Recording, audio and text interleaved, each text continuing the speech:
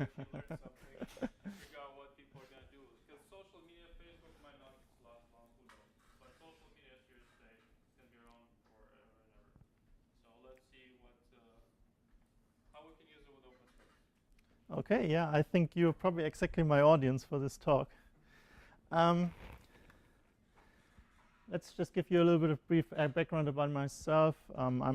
You probably already picked up my accent. I'm originally from Germany. First got a computer science degree there. Then I worked for quite some time in telecom, which brought me to Texas, where I got my master's in computer science and telecom. After that, I lived for a while in England and got my law degree there. I have always been, or for a long time, involved in open source community. I'm an Ubuntu and a Kubuntu member. Professionally, I'm currently an entrepreneur, and I also consider myself as an educator. I have previously lectured at several different universities in different countries, and I hope to do so soon as well again. So maybe Seneca is interested in me.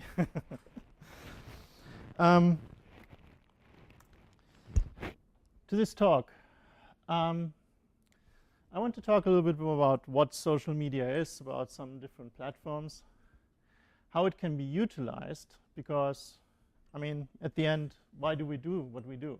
Often we have a certain reason for that.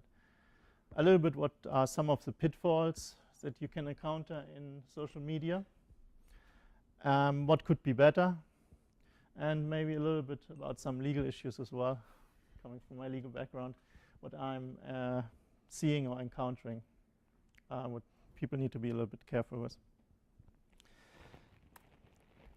So why bother with social media? How many people here use social media? Okay, so that is, well, 70% maybe. What kind of social media do you use? How many use Facebook? Okay, some. How many use Twitter? A little bit less. How many use Google+? Even less. How many use Pinterest? Nobody. I have an account. Oh, you have an account. Okay. How many use curating tools? Nobody? Question, what is a curating tool? Well, I will talk about that later. Why do you use social media if you use it? What do? Just chatting with friends? Or do you have any kind of strategy behind it?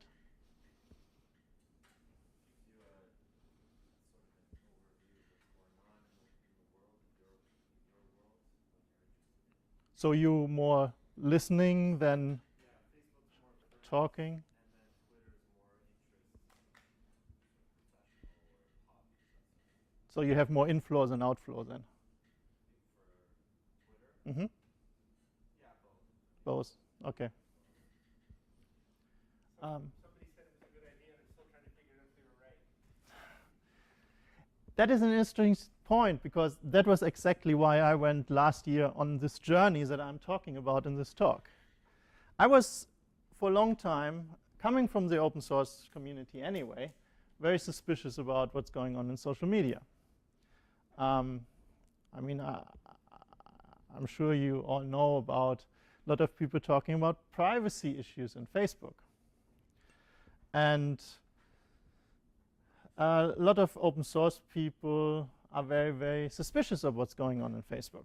And I mean, I think I don't remember, something between 500 and 700 friends on Facebook now.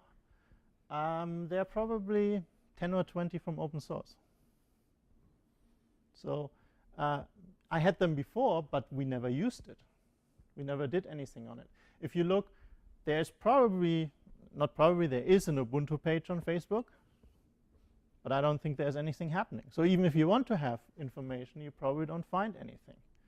So I found that quite interesting, because as being an entrepreneur, I'm dealing a lot with people who are, while I'm doing open source as my basis of my entrepreneurship, I deal mostly with my clients who don't necessarily have anything to do with open source directly. I mean, some do in some ways, or some are very happy that I'm creating open source for them, but it's not really their first thing, right? I read an interesting article today. Red Hat actually said that their customers mostly aren't interested in the openness of the source. They're more interested in the efficiencies, in the lesser costs. So if you want to monetize, if you want to make a business out of open source, you will encounter lots of people that are not your traditional community that I grew up with on the internet, with IRC and mailing lists and these kind of things. And where are those people? Where are my potential customers? Well, they're on social media, right? I said again, open source had this kind of preconception. The community thinks evil. Social media is somehow evil. At least that's the feeling I got. So I was always reluctant. I had a Facebook account for a long time, never used it. I had a Twitter account, and I hardly any. I mean, if I put something on there, then maybe it was a link to an event that we had for Ubuntu or something like that.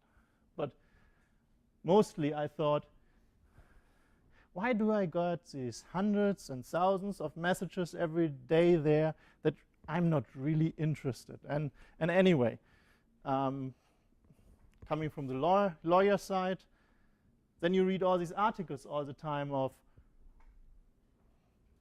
companies trying to get information through social media platforms, getting searches or subpoenas, or governments doing the same. So is there an evilness on it? Maybe social media is not evil, but some of the social media companies are evil, right? I don't know. So I basically, about a year ago, started to say, well, I have so much to do with people who actually are interested in social media. They're doing something there. So what are they doing there? And how do you get insight in that? Well, probably I have to be part of it. So I tried to formulate certain goals a year ago, and one of the things I wanted to know is, what is a social business? So social business, in my definition, is somebody who builds part of the strategy of the business on social media. Maybe it's only the marketing, but something has to do with social media, and really making that a core of the business strategy. Because I mean, any business you have to somehow find clients. I mean, usually, if you're just sitting in your office and code and so on, most of the time there are not people running into your office and saying, we want to give you some money. So you have to somehow make it interesting for people to have a reason to give you some money for what you do in your business, right? So that's what I mean with the strategy. Second thing I wanted to do, I'm an educator. I've worked in universities. I was a research fellow where we did a lot of research of good practices of excellence for teaching. So that's something that I usually always try to do when I do something is, okay, what are the best practices that you can do in a certain area? And then certainly help others to utilize opportunities that I see. So that was my original goal. So why social media? Well, as I said, there are lots of people there. Facebook has 1 billion users, accounts, active accounts, according to Yahoo Finance. And if you look at this article, you can even see they started end of 2004 with 1 million, And now we are steadily growing. And the curve slows a little bit down. You see here from 2009 to 2010, there were 250 million, 200 million. Well, here was about 300 million more. Now it's going a little bit slower, but it's still growing. So there, and just the mass. I mean, 1 billion people. Where can you reach 1 billion people? I mean, even I'm not sure if the Super Bowl is watched by 1 billion people. Right. So and that is a platform that you basically have for free. Right. Google Plus has 400 million accounts, 100 million active. Twitter has 500 million users, 340 million tweets every day. Pinterest is not so big yet. It's 25 million, but it's pretty new. And actually, the growth was a lot faster than Facebook in this year. And then there's the diaspora. I haven't talked about that yet. That is actually an open source platform that anybody can start their own social media server platform that has, according to their own statistics over the different servers that have been created, 2 million people. And there you see already the difference. If we say, okay, they're mostly open source people interested in diaspora, so that is the community, we would get around 2 million people. On Facebook, we have 1 billion. So where I have a better chance to find a customer? Just by the numbers, I would think probably Facebook. So that was one of those things that I looked at.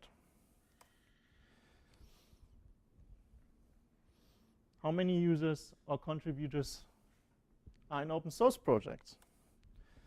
Well, what I found was probably one of the biggest is Mozilla Firefox, 450 million. But I think that's a little bit a project that stands by itself. It runs on every platform. Probably Chrome, I haven't looked for Chrome, how many it is, but you probably get a pretty high number as well.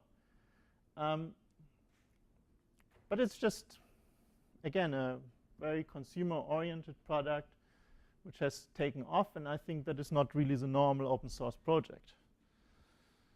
Linux, the Linux Counter website estimates 62 million users of Linux. But they have only 120,000 registered, so I don't know how they get to this number, but okay, fine. It's not really important. It's so much smaller anyway, so it doesn't really matter. I don't have to fight over numbers. But the real question is, are there any projects with too many users or too many contributors? Do you know any project like that? Any project where they have more people who want to solve the problems than they have problems for? No. So why not looking for other people that we haven't reached yet? Why not jump over the bridge where all the other people are that are not us? So that was a little bit then the motivation that came out of it. Being in different entrepreneurs group and talking about social media, I saw really one of the things that was common is that they really try to use social media as a marketing tool. What is marketing? Well, most people usually come and say, oh, that is when you sell something. Not for me. There's something to do, yeah, at the end. The goal of every business is to sell something. But it is not necessarily only, or in lots of cases, not at all, the person from the call center who calls you during dinner time or tries to push something on you.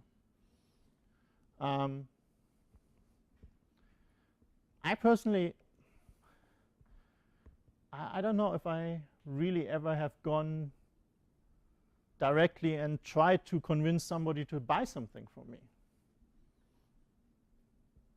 Often it's the other way around, because I have created a certain brand, people come to me and ask me if I can help them, which is a really nice thing if you don't really want to be such a salesperson. So, but still, you have to get your name out. People need to know you.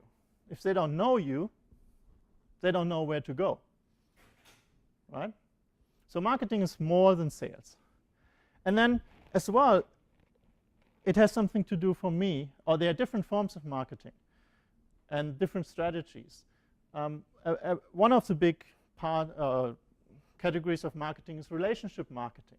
So it is not so much about what you sell, but that you have a good relationship between a customer and a vendor. And that often makes the sales decision. They are not looking for somebody else because they have a good relationship, right? Or the relationship is so much more important because of the trust than even somebody who might be cheaper, right? So that is a very, very big part. On the other hand, you might have business marketing where it's more about the product, right? So what you usually see in commercials, most of the time, they're advertising their product. So they don't really care about not necessarily with a relationship with a customer. They just want to sell their product. Then there's social marketing, which is based a little bit more on a social conscience basis. For instance, green energy might be something like that. A lot of green energy, or part of the marketing, is we're doing something good for society, for everybody, for the world, for the earth. Social conscience, right? Then you have branding. Branding is really based on values and philosophy. So if you see commercials which basically don't really introduce a product to you, but saying, this is what we stand for as a company, that is branding, right? They try to get you an association with something you like, a certain value, a certain philosophy, with their brand. And by the way, does anybody know where the word branding comes from? Brand? Yeah, exactly. Putting a stamp on a cow, therefore associating this cow with an owner, right? So, and that is the same thing with branding. And I will come back to that, what it has to do with social media. And then, as I already talked about, inbound marketing. If you not want to go and hire a sales force that goes and does cold calls or whatever is done to get business, you have to have another way that customers enter your door. That's what I'm calling inbound marketing. To have a name out there that people know, okay, this is what somebody can help me with, and I make the decision to contact them. So, and I looked in these kind of things into the different social media platforms. Again, we talked about them, Facebook, Google. Another one I haven't mentioned yet is LinkedIn. How many are on LinkedIn? What are you doing on LinkedIn? Nothing? Well, LinkedIn is a really good thing for not only, not even businesses, but it's as well for businesses. For people trying to get their resume out, right? Again, I mean, do you want to necessarily always go and try to find a job? Or maybe somebody else is targeting you and says, hey, I want you to work for me. I mean, that's a nice thing. But if you're not out there, if people can't find you, if nobody can recommend you, then, well, people can recommend you that know you, right? But you have a limited exposure, right? If there's a bigger exposure, if you can increase the exposure, there are more opportunities that may be possible, right? Twitter, Pinterest, Tumblr. Actually, WordPress, I have found to be a social media platform. Anybody surprised? What is WordPress? What is WordPress for you? Huh? It's a yeah, it's a blog, right? It's like with Drupal, Joomla, and different open source packages, a way of blogging or content management. But actually, WordPress.com site has an interesting way of that you can basically follow other people who have their blogs there too. So you can follow different blogs. And then you can interact, you can reblog. So you basically find a good blog article and you think, hey, you know, people who know me should read about that as well because it's really good. So you create a form of engagement. So that's why, for me, it's a social media platform. And there are lots more. And I will talk a little bit more about some other ones. What are the differences between those different platforms?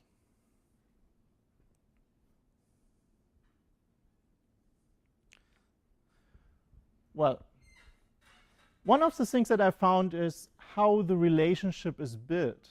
Because when we talk about social media, I think the real big thing of social media is relationships. So on Facebook, you have a two-way relationship. So you friend somebody and they have to friend you back. Otherwise, you're not connected. And actually, if you try to friend people and they say they don't know you, you get in befriending jail. You're not allowed to friend anybody for a while. Facebook's policy or idea is that you should only befriend people you know. I think they say physically know, but I'm not sure about that. Which is unrealistic because most people who friend on Facebook don't know each other anyway. There is as well now a way to do it in a one-dimensional way. One of the reasons I think why it happens is because you have a limit of 5,000 friends. And then if there are more people who want to follow you, or better, follow your timeline, so basically what you post on Facebook, then they can subscribe to you, which is a little bit a funny thing. It's not sure how much it's used in Facebook, but has built it a little bit up. The other thing that you can find in Facebook is groups. There are open groups, closed groups, private, secret, whatever. So you can basically get a group of people together and say, well, we have a group and we can talk to each other there, but nobody else can. Or you make it an open group and anybody can come and join the group. So I guess it's a little bit like a mailing list in open source. Then you can have pages. And pages are something really, really interesting for businesses.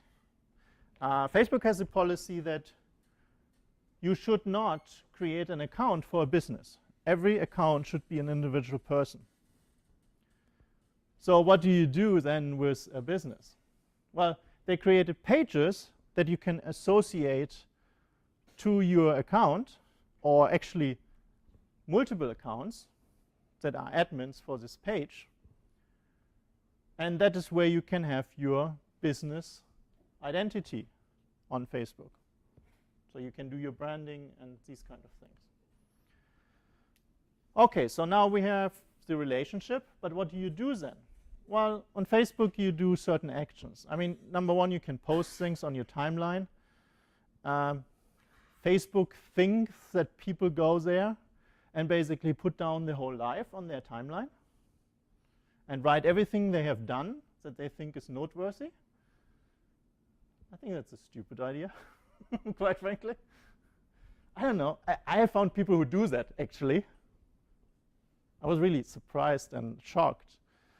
I mean, identity theft come along, right?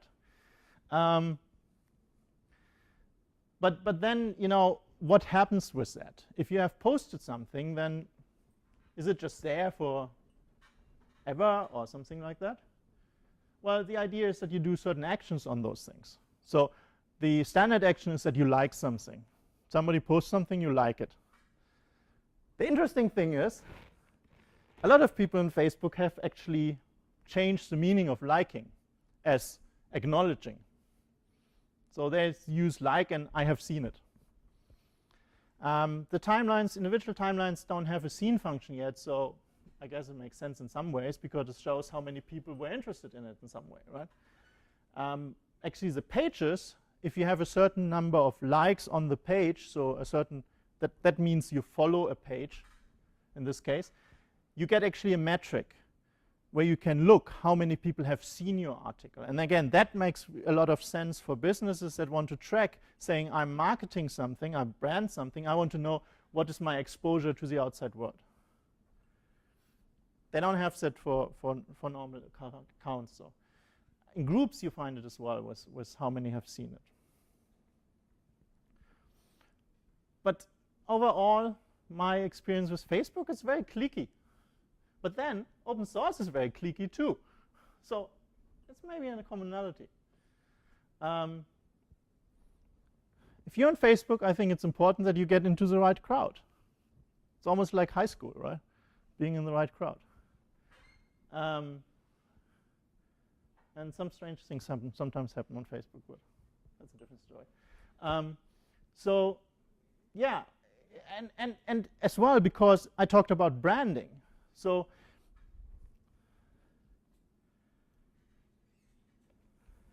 let me go on my PageBook site. This is my PageBook site.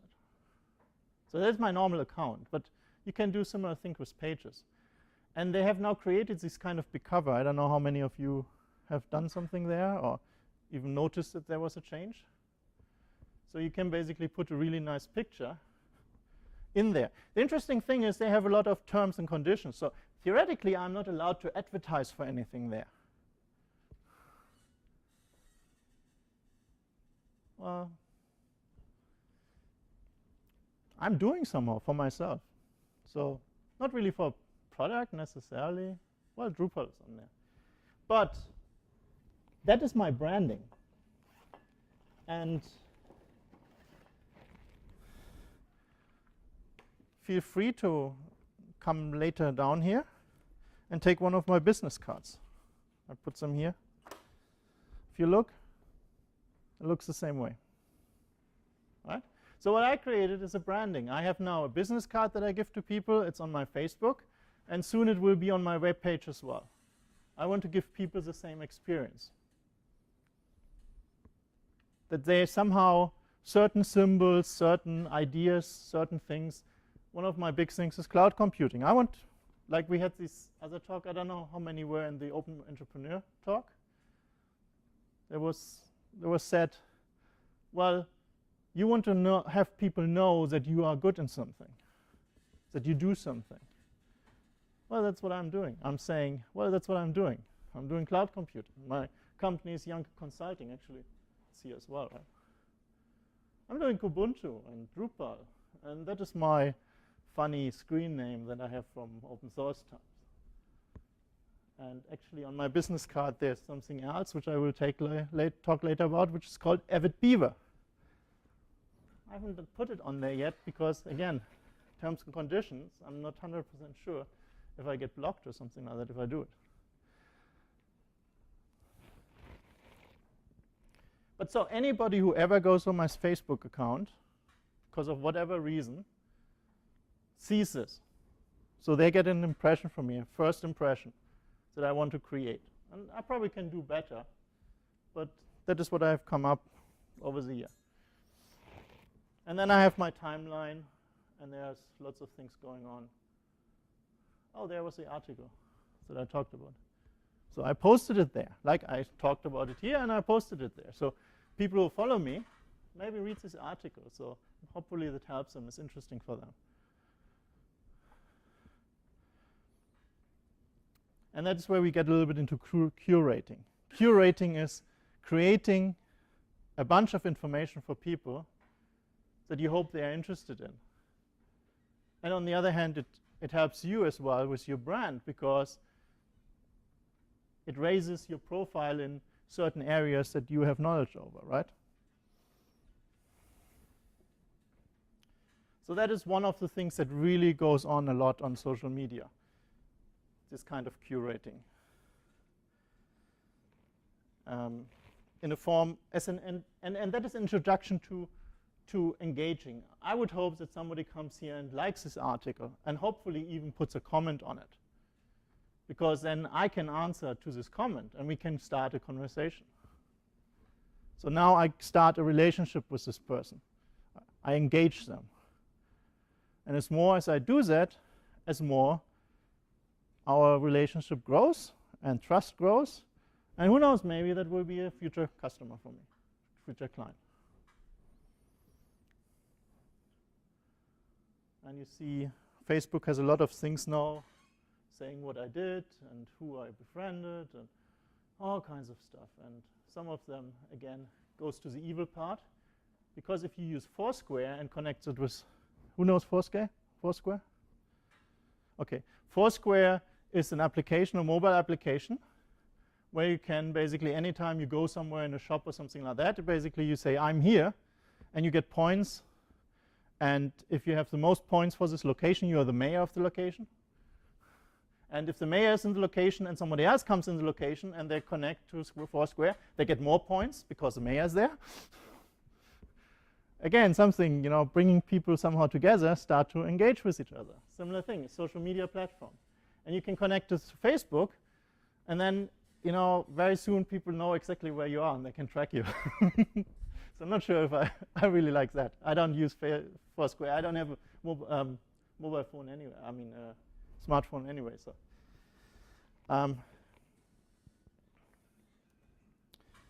So that's Facebook. Google Plus is somehow similar and somehow different.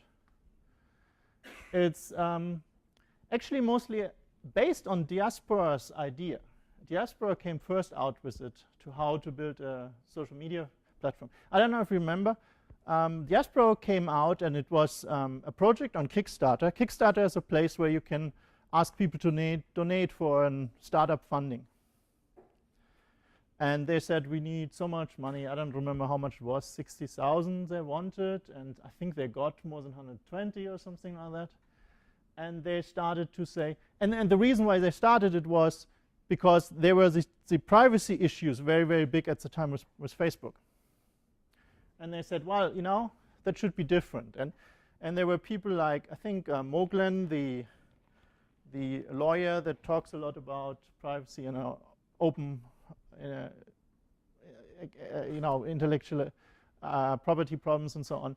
He basically is pursuing a project which is called, I think something with Open Box, where actually, or Freedom Box, where actually there is not one central server, but actually everything is on people's computers, and their exchange happens through this kind of mesh network. So, which eliminates maybe a little bit the privacy concerns, because your data is always on your server or on your computer, right? So anyway, so some of those kind of things played into that, and they created Diaspora, and actually Google, I think, stole a lot of their ideas. I think stole, because I don't know, maybe there was some kind of arrangement, but in Diaspora, you connect with people through aspects. You can put people into aspects, and that is like befriending them. But it's a one-way thing. You basically put them in it, and you see on this particular aspects and all the messages from all these people you have to have put in there, right? And that is the same thing what in Google is the circle, right? You see basically everything of those people. It's more a one-way relationship, but it can be somehow a two-way relationship, because they can put you in a circle or aspect, but it's not really tied to each other together. So it's a lot more loose than Facebook. Then Google has the +1s, like the likes in Facebook. Google actually has pages as well, so you can brand your business on the page. Similar policy. You're not supposed to have an account for a business. It should always be an individual, but you can have pages that can be administered by whatever number of accounts, and that would be then a corporation or something like that, or a business or whatever. I found Google Plus to be far more detached than Facebook. Facebook is more cliquey, far more about relationships. I have the feeling a lot of Google is just information transfer, like blogging. And sometimes people put comments in. But I have to say, people are more likely to give you a +1 on Google. If I post the same link to an article on Google and on Facebook, I have more likelihood to get a +1 on Google than on Facebook, interestingly. Not sure why. Maybe something needs to be researched. But it's not so cliquey. It's a little bit different. LinkedIn, again, it's a two-way relationship. It's more really about professional stuff, business and employment. It allows recommendations, referrals. Interestingly, you can now put skills on it, and people can acknowledge that you have those skills. So that is an interesting thing of trying to find people who have knowledge in certain areas. But again, it has certain issues, and I will talk a little bit later. Hopefully I don't forget about it. For me, it's mostly an HR medium. I use it totally different. I really only put, I don't really post anything on LinkedIn, even you can. I just have it to put my resume out and my business out. But I haven't really gone into it. And again, some of that has to do just because there's so many places. Twitter is really a one-way relationship. You follow somebody, they might follow you back. The interesting thing that I found out was actually they have certain regulations. The first 2,000 followings you can do. But if you want to follow more than 2,000, you have to be in a ratio which is about 90%. So you have to have 90% of followers of the number that you want to follow, which now makes it more a two-way relationship in de facto, because if you can't get people to follow you back, you can't follow anybody anymore. Again, there's an interesting discussion about it in general, because in some sense people say, well, really a relationship with people you can only have with 150 or maybe 250 people. So what are you doing having 50,000 followers? Again, it's probably, why do you want to follow 50,000? Followers is a different story, but why do you want to follow 50,000? You can't really keep up with that. But I don't know, it's really haven't gone to be a game, and we will see about analytics tools a little bit more about that. With Twitter, you retweet, you can favorite.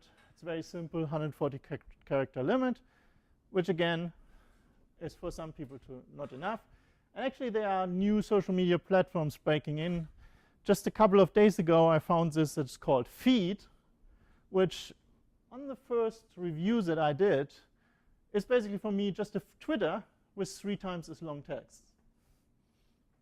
And you can connect it, and what you put on Feed, you can have on Twitter with a link at the end for the rest that you can't see and so on. So it ties in the original, but you know, it's somehow an extension.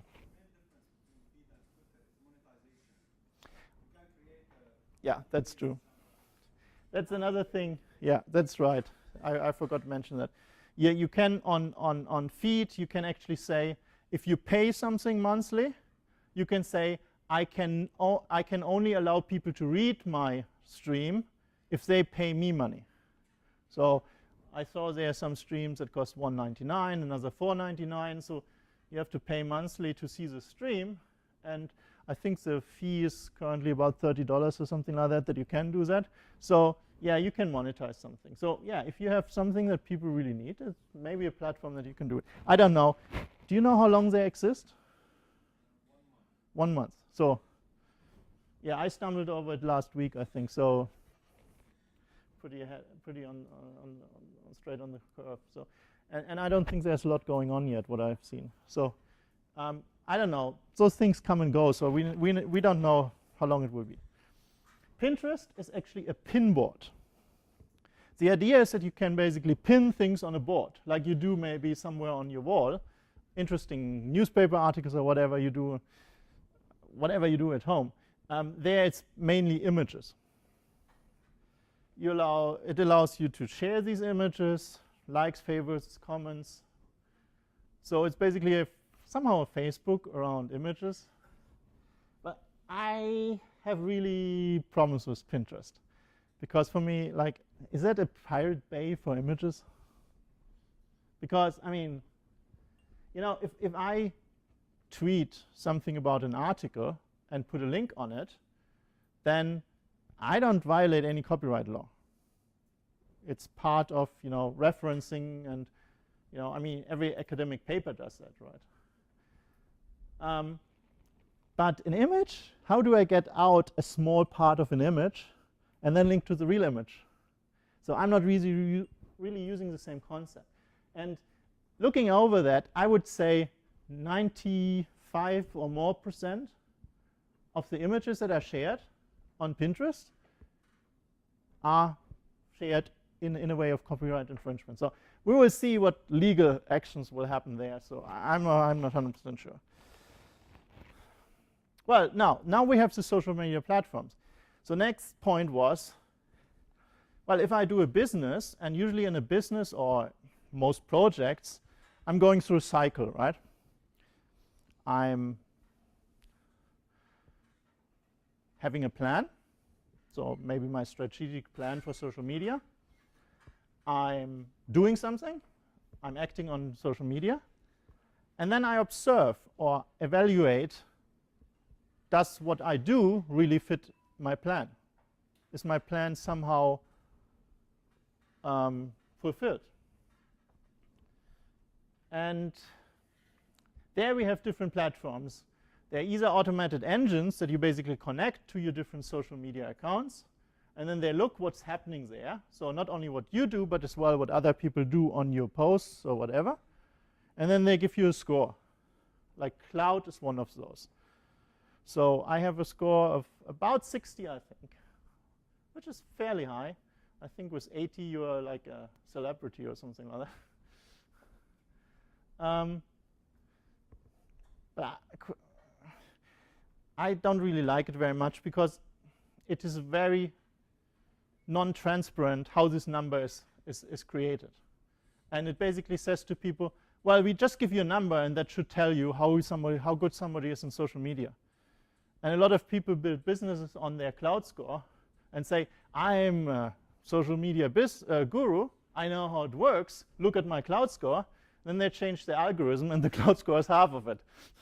And they're, A little bit like when Google changes their search engine optimization, and then everybody who is an SEO expert, like, okay, I have a problem now. Credly is a little bit more transparent. They actually came out and said, we explain exactly how it works, but it's still just put into a score. Both of them do a little bit of trying to bind it on subjects. So there was a time, because you can give plus case inside Cloud to somebody, there was a time when I was actually leading in the plus case category of received plus case in Ubuntu or in open source, or both of them, or something like that. But there we come to the point of gaming. You can game the systems. You can get other people to give you plus case or plus ones or favorite or retweet or whatever, because you have a relationship with them. And it's not really a measure of if that is good or bad or whatever. So that is the downside of it. Another automated engine is Empire Avenue. Empire Avenue is a really interesting concept because it goes into the concept of putting a value on a brand in some way. So my brand here, my account, my share price is 211.28 EVs from Empire Avenue, EVs. And I think in Canada, I'm in the top 25 with the share price. It's partly based on what your activity on social media is, so the accounts that you have connected. So you see my Twitter has a network score of 55 of 100. My Empire Avenue score is 51 of 100. My Facebook score is 48 of 100.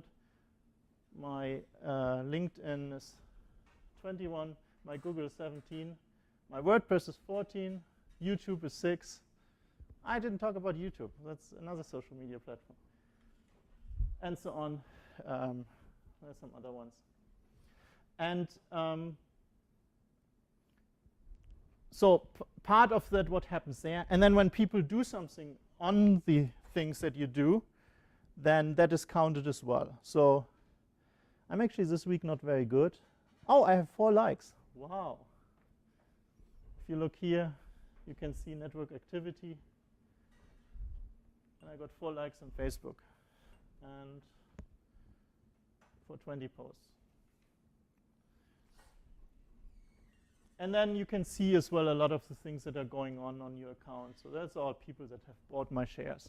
The interesting thing is, generally people go into it and think, oh, that is something about investment, and I have to use the same investment strategies that I use on the stock market. Interestingly, everybody who tries to do that, at the end is not very successful. Because actually what happens is people buy each other. So you create relationships. And if you get in the right cliques, in the right groups, then everybody buys each other, and then they promote you. Everybody promotes each other from this group. So in some ways, actually, the number of shares that get bought has nothing to do with investment. Because at the end, I mean, you don't get anything out of it. I mean, you get more money. Part of it is, I have to say that on my activity on social media and what other people do on top of that, I create a dividend. So anybody who owns 1 share in my account gets every day 1 ETH03. Right? And since you invest, you have a portfolio. So you see my net worth is about 71 million at the moment, which is about, I think, top 70 in Canada. It's top 250 in the world. So that is what I accumulated and then reinvested in other people. And currently my cash flow is that. So that's what I can invest again. So I invest every day, and I have now so many, I get 300,000 ETHs every day now with my investments. So I can't even manually buy stuff anymore because it would take me far too long. So there are tools that you can actually use outside the site that uses the API, and then you can bulk buy and all such things. And I have created now a strategy where I buy people in a certain pattern, and then they buy me back. And so actually, 75% of my share price is now out of this kind of activities rather than social media activities. So it's a quite complicated thing. But again, there's a lot of gaming. So one of the things that I said, the reason why I do that is I want to show that it doesn't work, that it doesn't say anything. So I can create very, very easily totally unproductive things. They have something that's called missions. So in missions, I can use some of my ETHs that I have and tell people what to do. So go on my Facebook page and put likes all over my page. That increases your score, right? Not only on Empire Avenue, but on Cloud and Credly and wherever, right? And I have to say, I'm not doing that. I said, I want to see if you can do it without it. But there are lots of people, if you look through the missions, that's the whole social media strategy. Letting other people do things on their sites. Not sure if that is good strategy for business because you want to have other people define you. But again, that is one of the things that you have to understand when you look at those kind of scores, what kind of meaning they really have, right?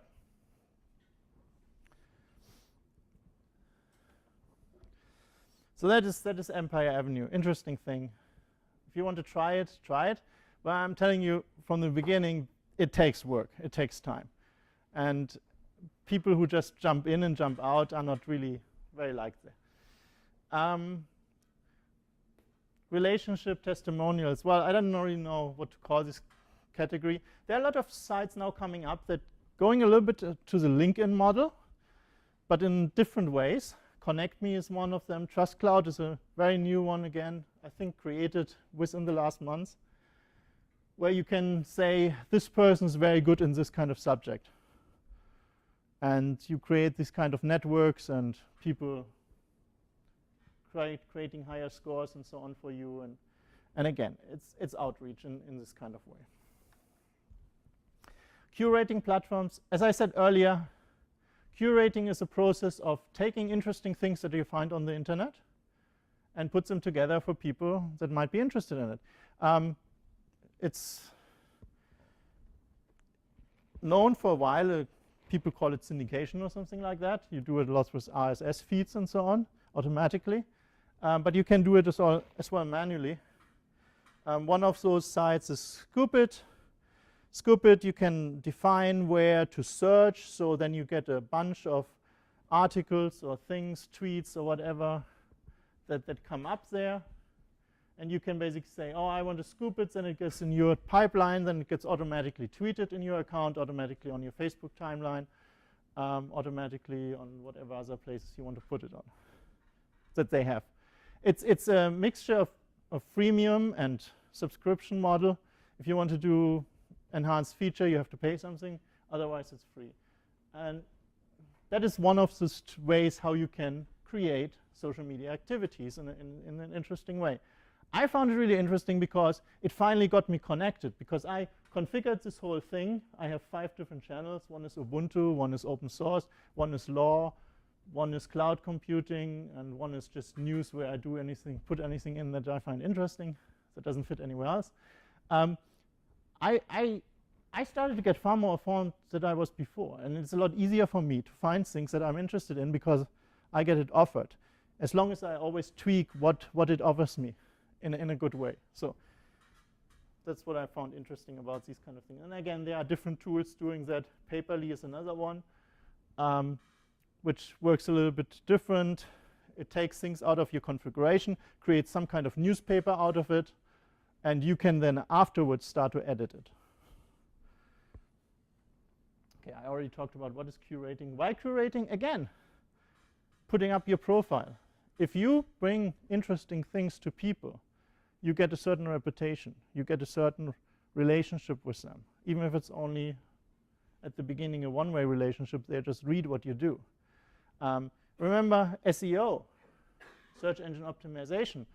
A lot of it is based on that you continually post interesting things, interesting knowledge on your web page, get other web pages linked to that hopefully have some kind of authority, right? Like, I don't remember, somebody linked to my blog from some kind of law site that was really known to Google as an authenticated law site, and my page rank shot up because just this kind of authentication, right?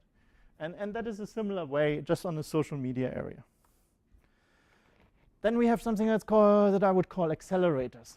Tripper is something like that, favors. It's a little bit like the mission system, where you can get other people to do something for you, and they get some badges and awards and so on. Again, that's what I call the mechanical robot army that you can create to do things to game the system. I haven't really, I mean, at the end, it can help you if you build the right network to get messages out very efficiently, because you can really, especially Tripper, I think does it pretty much automatically. So it's built based on tweeting. So if you have people who have lots of followers and so on, you can get a message out pretty good. But I'm not 100% sure if the bad things that are done on Tripper outweigh the good things that you can do on Tripper. So not 100% sure. Yeah, the good, the bad, and the ugly. My experience of this journey. I have to say, as I said previously, I was going into this whole thing with certain perceptions and stereotypes, which I probably shouldn't have, but that's how we are, we do. And I have been really surprised. One of the biggest surprises that I have was I was able to build relationship with people on social media the same way, like if I meet them face to face. It is possible. And that goes a little bit into your question, why are you on social media? Well, if you have certain reasons to build a network, I think social media is a good place to do that. If you understand how it works and you don't go into certain pitfalls. The pitfalls are, if you not know what you're doing and you're not careful, you might build a brand about yourself you don't want. Like, for instance, those drunken pictures of yourself from the last vacation. Or, what did somebody say? My dentist's pictures on Facebook are always on the golf course or on the ski slope. I think he hardly ever works, so why do I go to him? Right? That is bad branding. And some people do that. They probably don't know what they're doing, but and then the other thing is, other people can brand you. Because if you're not there, but you're known, then probably people talk about you there. In the extreme way, to go totally to the extreme, for instance, that could be online bullying that's happening. And we hear a lot about the media, in the media about that at the moment. That's a form of other people talking about you, right? So if you don't take it to the extreme, if you have a business and other people talk about you, that might not necessarily be good if you have no control over it. So it's probably better to be upfront and brand yourself the way you want to, and then let other people somehow do their stuff. But you have already created the first impression. You're already there, right? And then maybe what other people say is seen a little bit less trustworthy.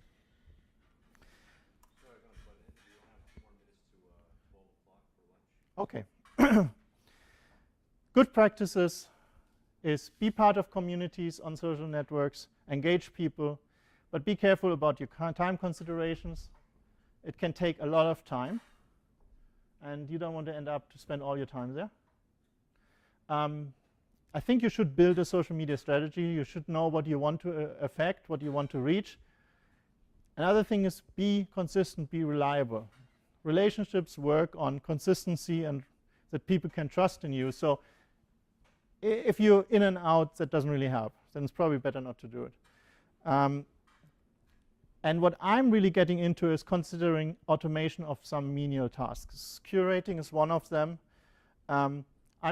Started a project called Avid Beaver, which I try to see all these downfalls that are not there, connections between different networks that are difficult to create, automation of boring tasks, aiding with your social media strategy, combining different platforms, filtering, engaging.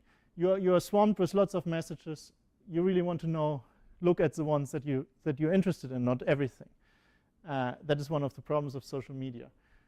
And I will start to try out some different ways of creating a different business model with that, from which I have learned over the year, and try to make it more easy for people to do what you can do on social media without spending too much time. So that is the idea. Conclusion, social media is not perfect, but there's nothing. You need knowledge to navigate it. We can use platforms to reach potential customers, users, contributors. So in some way, it's a way to spread open source, because we got stuck in a certain group now, and it's time to reach out. And I think social media is where the people are. Not really different to what happens in source community. Maybe not so much control over the platform, but again, who knows how the future will look like. Yeah, and it's all about branding at the end. So that concludes my talk. If you have any more questions.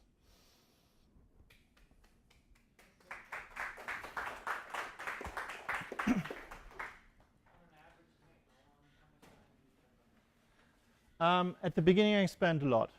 Now I probably spend half an hour a day. Thank you very much. Thank you. Any more questions?